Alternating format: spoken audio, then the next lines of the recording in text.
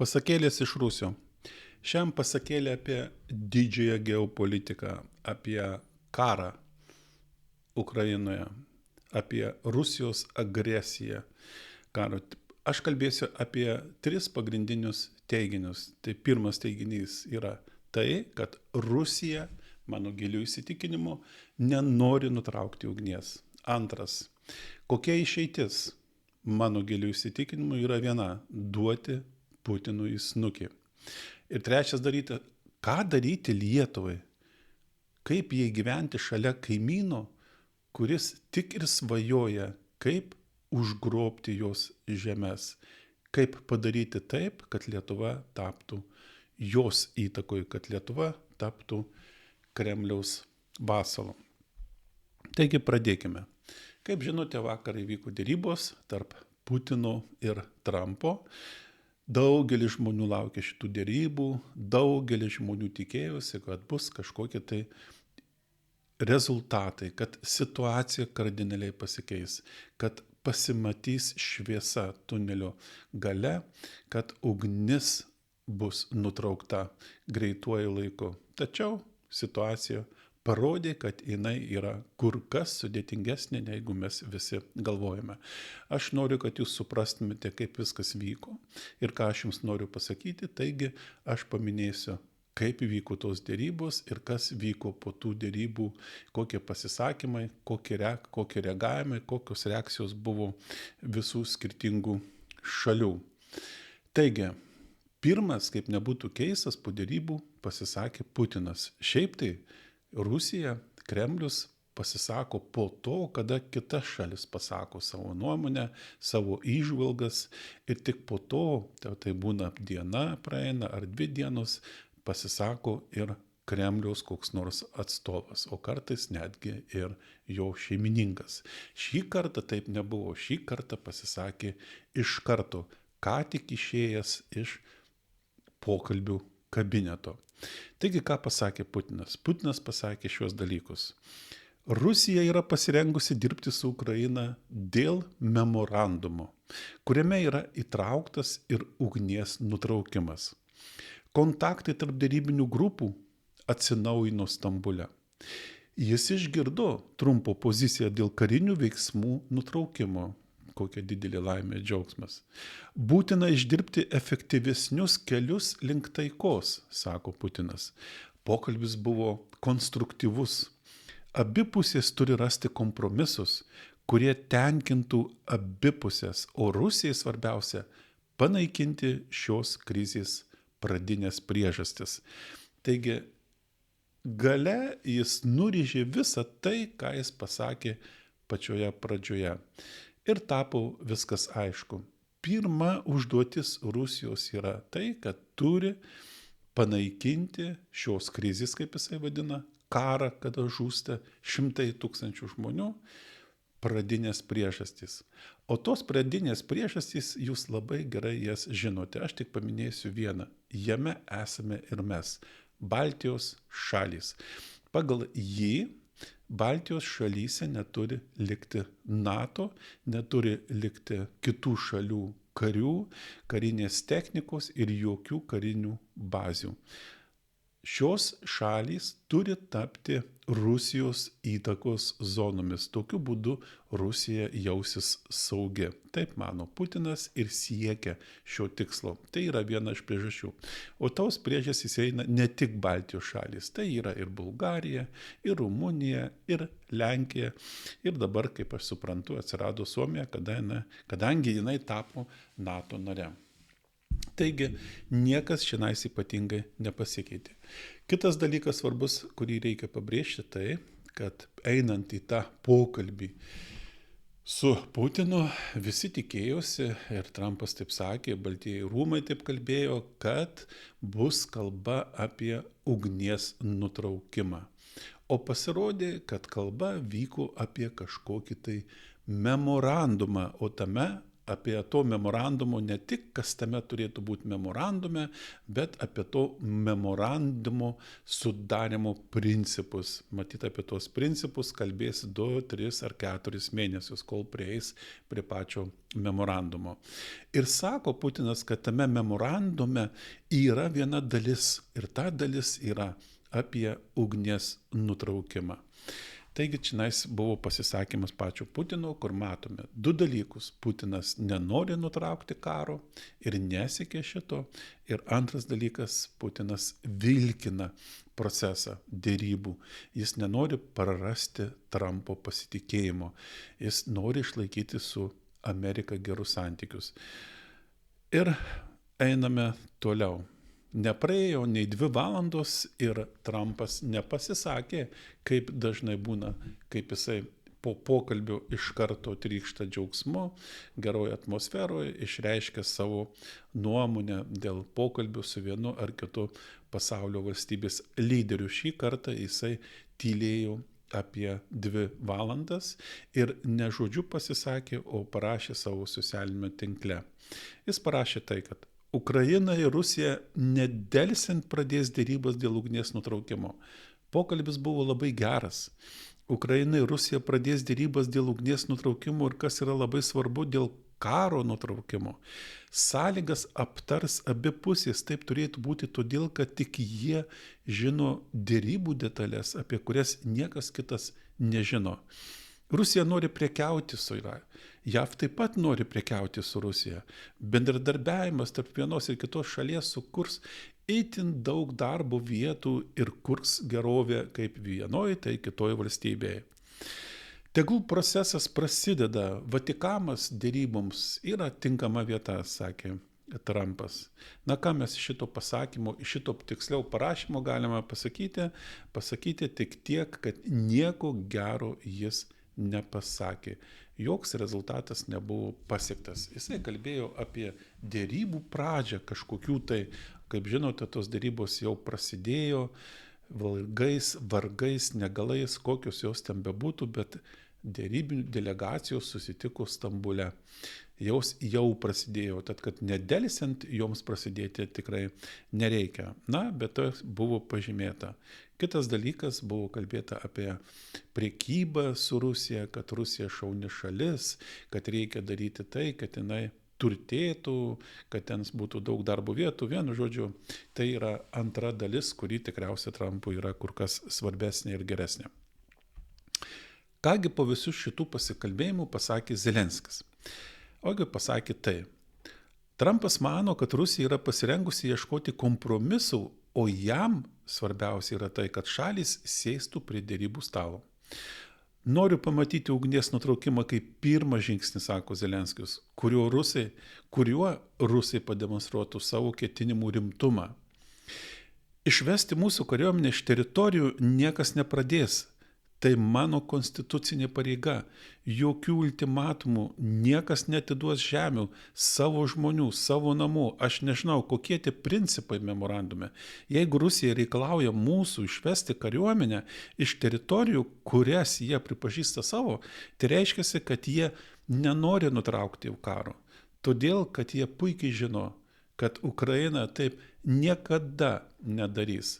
O įdomu, čia yra tas momentas, tai kad Zelenskis po Trumpo pasisakymo, po Putino pasisakymo, po pokalbio su Trumpu, kada Trumpas pakalbėjo su Putinu, tai Zelenskis pakalbėjo su Trumpu, jisai kalbėjo apie tokį dalyką, kad Ukraina nepasitrauks iš tų teritorijų, nesitrauks iš tų teritorijų, nes tos teritorijos yra jos. Tos teritorijos pagal konstituciją priklauso jai. Nei vienas ukrainietis nesitrauks. Ir tai yra aišku, tai yra raudona linija. Bet tai, ką turėtų pasakyti, ką tai mums sako, jeigu Zelenskis tokiu metu, tokioj vietoje, tokiu laiku kalba būtent šią temą, tai matyt, darom tokią prielaidą, kad jį spaudė. Jį spaudė Rusija per Trumpą.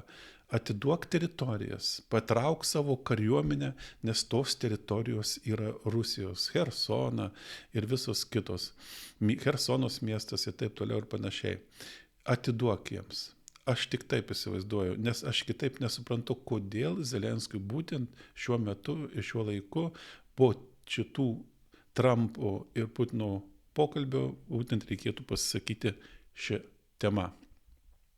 Toliau Zelenskis kalba ir sako, Ukraina lauks Rusijos memorandumo. Kiek suprantu, jie kalbėjo apie memorandumą, apie žemėlapį, kuris nuvestų mus prie taikos sutarties. Memorandumas, kuriame yra įrašytas ugnies nutraukimas, kol kas aš apie tai nieko nežinau. Jeigu Rusija pateiks šį memorandumą, tai mes galėsime suformuoti savo matymą, savo poziciją. Kol kas to memorandumo nėra.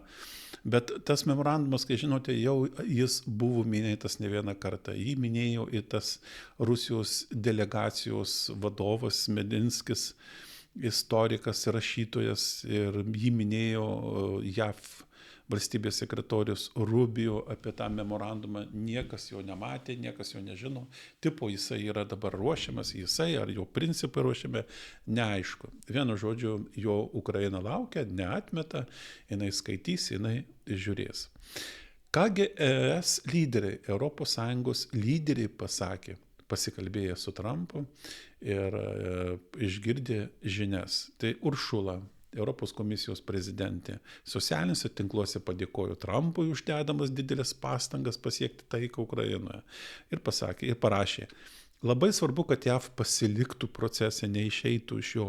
Mes remsime Zelenskį tam, kad būtų pasiekta taika Ukrainoje.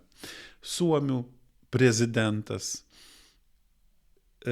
pasakė, lyderiai aptarė taikos dėrybas tarp Rusijos ir Ukrainos, ugnies nutraukimo ir žingsnius, kurie nuves į sąžiningą ir ilgą taiką. Svarbu tęsti glaudų bendradarbiavimą tarp JAV ir Europos. Suomija remia Ukrainos teritorinį vientisumą, suvereniteto ir nepriklausomybės rėmimą. Vėlgi atkreipkite dėmesį į tai, kad buvo pažymėta ir pasakyta, kad Suomija remia Ukrainos teritorinį vientisumą. Reiškia, matyt pokalbiuose ir su jais Trumpas minėjo, kad Putinas nori, kad tos žemės atitektų būtent jam, kad Ukraina pasitrauktų iš tų teritorijų. Ir Vokietijoje buvo pasakyta tai, kad buvo sutarta dėl tolimesnių žingsnių, kad jie sutarė glaudžiai koordinuoti dėrybų procesą ir siekti pravesti eilinį techninį susitikimą. Europiečiai pareiškė, kad reikia stipriau spausti rusus su sankcijomis.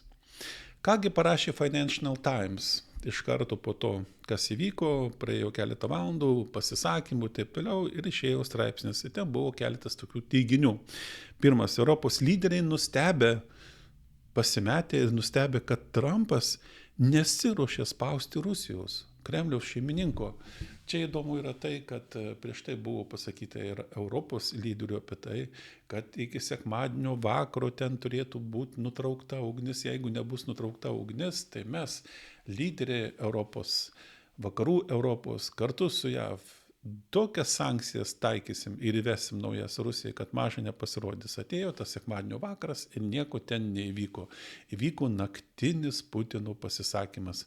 Pakvietė žurnalistus, kurie jo laukė kelias valandas, jisai atėjo ir pasakė tai, kad jisai organizuoja dėrybas Stambule, tai yra atnaujins tas, kurios tęsiasi anksčiau, tenais važiuos delegacija ir bus kalbos apie taiką, stabilę taiką, ilgalaikę taiką ir taip toliau ir panašiai. Aišku, tai buvo blefas. Toliau. Financial Times. Tapo aišku, kad Trumpas nėra pasiruošęs stipriau spausti Kremlių tam, kad šis sutiktų. Toliau, Europos lyderiai nuogąstauja, kad Trumpas sudarys su Putinu sutartį, kuri bus nepalanki Ukrainai ir prieštaraus jos interesams. Vienu žodžiu, Europos lyderiai bijo, kad Trumpas susidės su Putinu. Čia labai rimta. Bet čia, kadangi žurnalistų parašyta, tai nereiškia, kad tai įvyks, bet toks signalas, toks pasakymas tokiam lygiai iš tikrųjų kelia baisų nerimą. Matyt, žinote, Trumpas, kada Putinas atėjo į valdžią, Tai jisai per keletą metų sukūrė tokį įrankį, per kurį valdytų kitas šalis, darytų įtaką. Tai pačiai Lietuvai darė ir buvo perėmęs tos įtakos darymą labai stipriai. Jis sukūrė tą įrankį, kam kovoti, kam kariauti, kam karus siūsti, jeigu gali pinigais valdyti. Taigi, Gazpromo pinigais, naftos pinigais ir taip toliau. Būdavo kūriamos įvairios tarpinės bendrovės, kurios buvo pavaldžios Rusijos žvalgyboms, Rusijos Kremliui. Jos gaudavo tokią galimybę, jų ten darbuotojai, kurie ten dirbo, tapti multimilijonieriais, bet už tai jie privalėjo dirbti Rusijai, Kremliui, jie privalėjo verbuoti, papirkinėti politikus, tame tarpe Lietuvos, priiminėti įstatymus, sprendimus, kurie būtų palankus būtent Kremliui. Tad, kad Rusija ir Kremliaus šeimininkas Putinas neatsisakė šito savo, šito savo veiksmo, kalbėdamas ir dirbdamas ir apdirbdamas Trumpą. Matyt, jisai siūlo jam tokius kąsnius, skanius, riebius, kad Trumpui sunku atsisakyti jų, nes kada matai akise milijardų, daug milijardų, tai norisi juos paimti. O Putinas nori paprasčiausiai per Trumpą valdyti visus kitus, daryti įtaką, griauti Europą, griauti NATO ir siekti savo tikslų. Ir pagaliau po Financial Times Trumpas pasisakė, įrašas buvo įrašytas, jisai sakė, koks yra puikus džentelmenas Putinas. Jisai tai pasakė prie pietų stalo. Ten buvo susirinkę daug vyrų ir moterų gražių, sėdo visi pietauti. Trumpas kalbėjo ir atsakinėjo žurnalistų klausimus. Jis pareiškė, kad jis tiki Putinu, kad Putinas tikrai nori nutraukti ugnį. Jis pasakė, kad kai nuspręs, kad daugiau nieko negali padėti, tai pasitrauks iš derybų. Niekas negali paaiškinti, kaip tai bus ir kokiamis sąlygomis pasitrauks. Pasitrauks iš darybų, tai reiškia, visiškai nedalyvaus ir Ukrainai nepadės ir ginklų neduos ir taip toliau, ir taip toliau. Ar paprasčiausiai duos ginklų Ukrainai, sankcijas taikys, tačiau jisai nesiderės. Niekas šito nežino. Bet gazdina visus. Ir į šitą gazdinimą, pasitraukimą iš darybų, reaguoja rinka, kaip jisai tai pasakė, taip iš karto krito naftos kaina. Mums tai gerai, rusams blogai. Toliau, jis pasakė, kad čia veikia labai dideli ego. Jis pasakė, kad paklaustas žurnalistų, ar klausė Putino apie susitikimą gyvą. Jis sakė, kad apie tai kalbėjo, bet daugiau nieko nesakė. Matyt, jokio susitarimo apie susitikimą nėra, kadangi nėra ką sakyti, nėra ką aptarti to susitikimo metu. Jisai būtų visiškai nulinis ir nereikalingas. Pokalbio metu buvo pasiektas tam tikras progresas, sako JAV prezidentas. Kol kas aš netaikysiu sankcijų Rusijai, nes aš manau, kad yra labai daug šansų. Jeigu taikysiu sankcijas, tai sugadinsiu reikalą. Bet, žinote, gali ateiti laikas, kai reikės jas taikyti. Čia jis kalbėjo taip apie Rusiją. O apie Ukrainą jis kalbėjo truputį kitaip. Ukraina yra pasiruošusi nutraukti ugnį, tačiau jam, tai Trumpui, reikia laiko tam, kad jis įvertintų Kyjivo tikrasias pastangas, kurias jis deda šiam tikslui pasiekti. Matyt, reikia galvoti apie tai, kad tos pastangos yra galbūt netikros, galbūt kažkokios tai melagingos, jeigu reikia laiko dar įvertinti jas. Paklausęs, ar Ukraina viską daro tam, kad būtų pasiekta, tai kad Trumpas sakė, kad jis nežino. Jam reikia laiko įvertinti, po 2-3 savaičių pasakys. Jisai sako, Zelenskis yra kietas vyrukas, su juo nėra lengva. Manau, kad jis tikrai nori taikos, bet į šį klausimą atsakysiu po 2-3 savaičių. Manau, kad atsakymas bus toks, kad jis nori taikos, nori išspręsti šią problemą. Tai pagal jį gali dabar. Jis nežino, ar nori Zelenskis taikos. Dabar jisai abejoja, ar nori, jis nori įsitikinti. Jis žino, kad Putinas nori taikos, bet ar Zelenskis nori taikos, jisai nežino. Taip galima suprasti šio pasakymą. Ir dar jisai pasakė tai, kad jisai turi raudoną liniją, bet ta raudona linija yra jo galvoje. Ir jisai tos raudonos linijos tikrai šiuo metu neviešins. Paviešins tada, kada ateis laikas. JAV reakcija spaudos youtuberių, garsių, žinomų politikų ir taip toliau. Ją galima apibendrinti labai trumpai ir pasakyti, nes jinai visa vienoda. Buvo parašyta keletas skambių ir didelių straipsnių, buvo pasakyta keletas politikų, youtuberių ir žurnalistų, politologų ir visi kalbėjo viena kalba. Putinas veda šį procesą. Putinas vadovauja šiam procesui. Putinas yra pagrindinis šiame procesas. Trumpas pralaimėjo. Putinus toliau Trumpui, jeigu taip griežtai sakyti savo žodžiais, kabina makaronus Trumpui ir Trumpas paklūsta Putino valiai. Joks rezultatas nebuvo pasiektas. Ir kas yra įdomu, ką atkreipia spauda, tai kad po šito pokalbio tyli visi baltieji rūmai. Ir Vensas tyli, ir Rubio tyli, ir Kellogas tyli, ir visi kiti. Nėra ką jiems pasakyti, nes jie kol kas nežino, kaip bus. Bet spauda pažymi tai, kad yra vienas dalykas įdomus, tai kad žurnalistai ir ne vienas spaudos laikraščių naujienų portalų žurnalistas apklausinėjo žymų garsų aktyvą buvusį politinį kalinį Rusijos opozicionierių Kara-Murzą. Kara-Murza davė interviu visiems ir jis kalbėjo tik vieną dalyką. Supraskite jūs vieną kartą, kad kol Putinas yra valdžioje, karas tęsis. Putinas ir karas yra neatsiejami dalykai. Taip jisai aiškino amerikonams, kad jie suvoktų ir suprastų, kasgi vyksta. Ir kokios išvados? Tai pirma išvada, kaip ir sakiau, Rusija nenori nutraukti ugnies. Reikia suprasti tai, kad Rusija kariauja ne su Ukraina. Rusija, Kremliaus šeimininkas, kariauja su vakarų Europą, tame tarpe su Jungtinėmis Amerikos valstijomis. Jis nori sugriauti vakarų Europą. Jis nori turėti savo įtakos zonas, atstatyti tokias, kokias buvo tarybiniais laikais. Tai yra Putino siekis. Jis nori NATO atitraukti nuo savo sienų. Jis nori turėti savo įtakas. Jis nori sėsti su pasaulio didžiausiais, tai pavyzdžiui, Jungtinių Amerikos valstijos, Kinijos vadovais ir pasidalinti pasaulį. Jis šito nori ir jis šito siekia. Ukraina yra tik kliūtis šiam tikslui pasiekti. Tačiau, kol jis neįveiks šitos kliūties, jis negalės eiti toliau į priekį.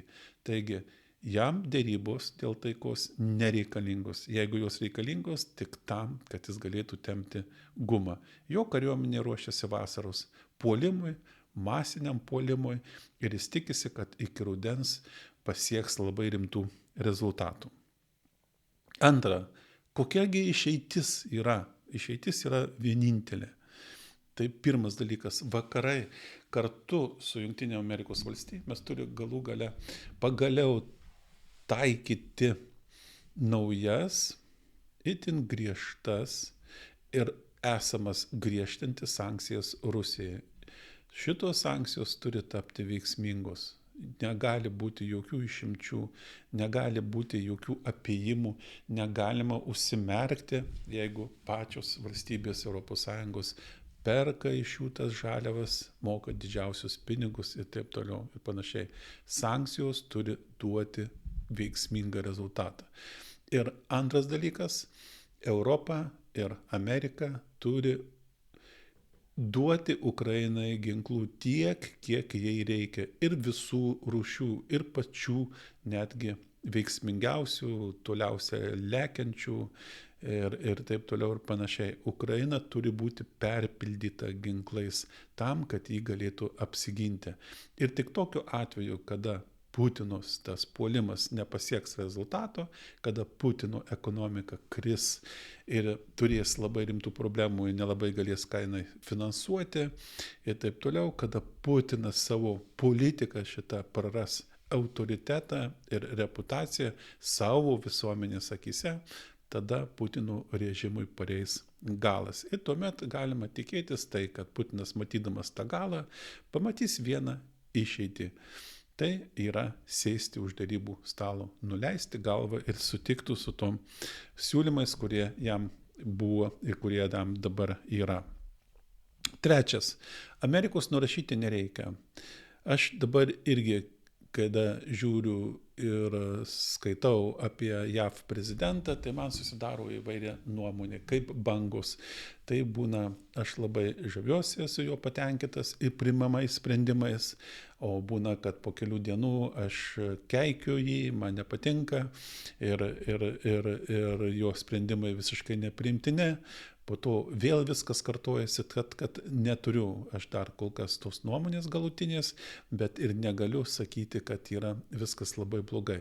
Niekas iš principų rimtai nėra pasikeitę. Situacija yra tokia pati, kad kokia buvo prie to pačio Bideno, yra kažkokie tai judėjimai. Ir toliau situacija gali keistis būtent tą linkme, prie tos išeities, apie kurią aš šnekėjau. Tačiau yra ir gera žinia. Nežiūrint į JAV prezidentą Trumpą ir jo poziciją nuomonę, kuri yra JAV valstybėje labai svarbi, yra kongresas, parlamentas, kuris turi savo svertus ir savo valdžią.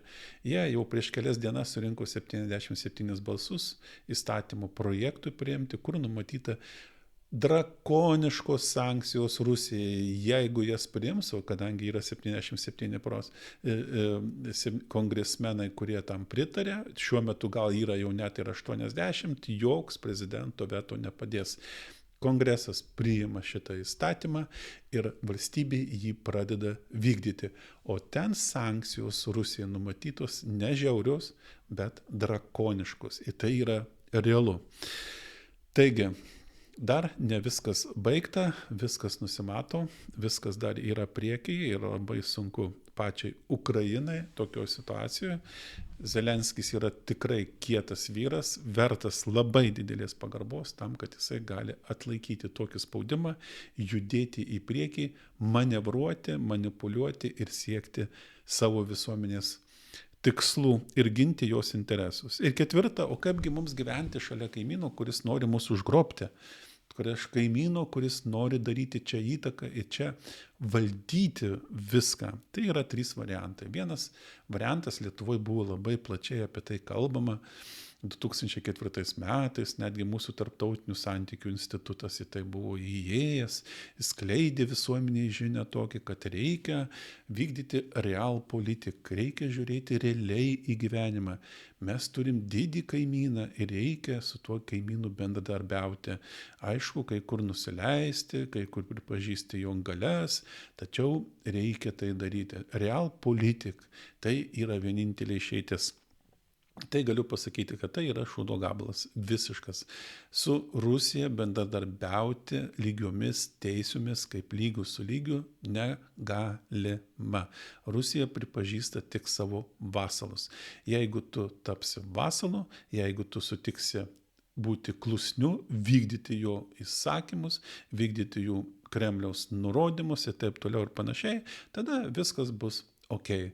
Tada jiems tinka, kaip jie pasakys, tu turėsi taip daryti. Aišku, visus tuos, kurie pasisako prieš Putiną, prieš Putinos režimą ir taip toliau panašiai, reikės kažkur tai dėti. Arba jie išvažiuos į vakarus, arba juos išvešim į Sibirą kur nors, ar dar kažkur kitur. Na, mūsų nauji, tie komjaunuoliai, tokių atsiras labai daug, jie prie to dalykų labai stipriai prisidėstų. Antras variantas yra izoliuoti Rusiją, taip kaip Pietų Korėja izoliavo Šiaurės Korėją, nepalaiko jokių ryšių. Pažiūrėkite, kaip Pietų Korėja gyvena, o kaip gyvena Šiaurės Korėja. Mes esame ES dalis, mes esame NATO nariai. Mums nėra kur daugiau eiti, mes einam kartu su jais ir čia kuriam savo gerovę. Užsidarom ir uždarom tas duris. Kol tas režimas bus, tol jis mums nereikalingas. Nes kiekvienas ryšys su šitu režimu pridaro mums tik žalos ir atneša daug nuostolių. Ir trečias variantas, o galgi yra viduriukas. Taigi, mano giliu įsitikinimu, jokių viduriukų čionais nėra. Tai tik yra akių dumimas. Jokių viduriukų nėra. Viduriukas atsiras tada, kada kris Putino režimas ir atsiras kitas režimas, kuris išbrauks iš savo siekių, iš savo tikslų užimti Baltijos šalis, tame tarpe ir Lietuvą, daryti joms įtaką, turėti čia įtakos zonas, leisti šioms šalims gyventi laisvai, savarankiškai ir pačioms pasirinkti savo kelią. Taigi,